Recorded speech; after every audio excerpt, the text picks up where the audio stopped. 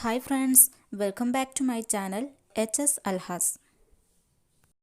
നമ്മളിന്നിവിടെ തയ്യാറാക്കാൻ പോകുന്ന നല്ല നാടൻ ജീരകക്കോഴിയാണ്. ഇതിലേക്ക് ആവശ്യമായ ഇൻഗ്രീഡിയൻസ് എന്തൊക്കെയാണെന്ന് നോക്കാം.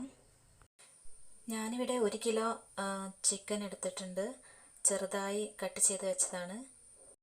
ചെറിയ ഉള്ളി 250 ഗ്രാം എടുത്തിട്ടുണ്ട്. നൈസായിട്ട് അരിഞ്ഞെടുത്തതാണ്. വെളുത്തുള്ളി 100 ഗ്രാം എടുത്തിട്ടുണ്ട്. നൈസായിട്ട് കട്ട് ചെയ്തതാണ്. വേണമെങ്കിൽ ഗ്രൈൻഡ് ചെയ്തെടുത്താലും മതി. ഞാനിവിടെ അങ്ങനെ ചെയ്തിട്ടത്. ഇത് നല്ല ജീരകം വറുത്ത് പൊടിച്ചതാണ്. 50 ഗ്രാമിൻ്റെ ഒരു പാക്ക് എടുത്തിട്ടുണ്ട്. ഇനി മല്ലിപ്പൊടി 3 ടേബിൾ സ്പൂൺ എടുത്തിട്ടുണ്ട്. വീട്ടിലുള്ള മല്ലി തന്നെ ക്രഷ് ചെയ്തെടുത്തതാണ്. മഞ്ഞൾപ്പൊടി 3 ടേബിൾ സ്പൂൺ എടുത്തിട്ടുണ്ട്. കുരുമുളക് പൊടി 4 ടേബിൾ സ്പൂൺ എടുത്തിട്ടുണ്ട്. നിങ്ങളുടെ എരിവിനനുസരിച്ച് എടുക്കാവുന്നതാണ്. ഉപ്പ് പാകത്തിന് ചേർത്ത് കൊടുക്കാം.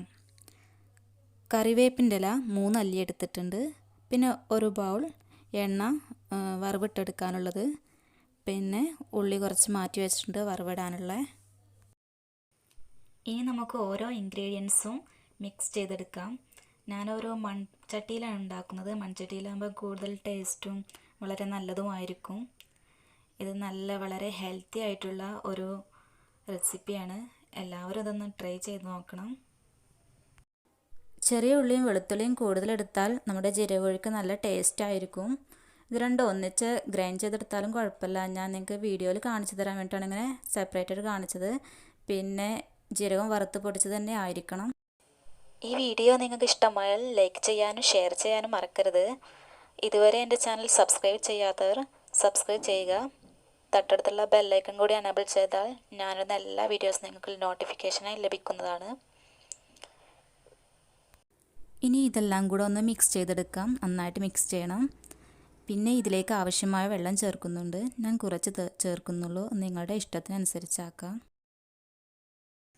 ഇനി ഞാനിത് വേവിക്കാൻ വെക്കുകയാണ്. 3/4 മണിക്കൂർ വരെയെങ്കിലും വെയിറ്റ് ചെയ്യേണ്ടി വരും. ഇപ്പോൾ 3/4 മണിക്കൂറായിട്ടുണ്ട്. ഇത് വെന്തോന്ന് നോക്കാം. പിന്നെ ഇതിൻ്റെ ഇടയിലുള്ളൊരു വീഡിയോ ഞാൻ എടുക്കാൻ മറന്നുപോയി. ഇടയ്ക്ക് ഇങ്ങനെ ചെക്ക് ചെയ്ത് നോക്കണം. ഇങ്ങനെ അടി പിടിച്ചിട്ടുണ്ടോ വെള്ളം വറ്റിയിട്ടുണ്ടോ ഒക്കെ നോക്കണം. അത് വിട്ടുപോയതാണ്. പിന്നെ നമുക്കിതൊന്ന് വറവിട്ടെടുക്കാം. എന്നിട്ട് നന്നായിട്ടൊന്ന് മിക്സ് ചെയ്യാം. അപ്പോൾ നമ്മുടെ നല്ല ടേസ്റ്റി ആയിട്ടുള്ള ജീരകക്കോഴി ഇവിടെ റെഡി ആയിരിക്കുകയാണ്. നിങ്ങളെല്ലാവരും എന്തായാലും ഒന്ന് ട്രൈ ചെയ്ത് നോക്കണം. ഇതൊരു പാത്രത്തിലേക്ക് സെർവ് ചെയ്തെടുക്കട്ടെ. അപ്പോൾ നെക്സ്റ്റ് വീഡിയോയിൽ വീണ്ടും കാണാം. See you, by.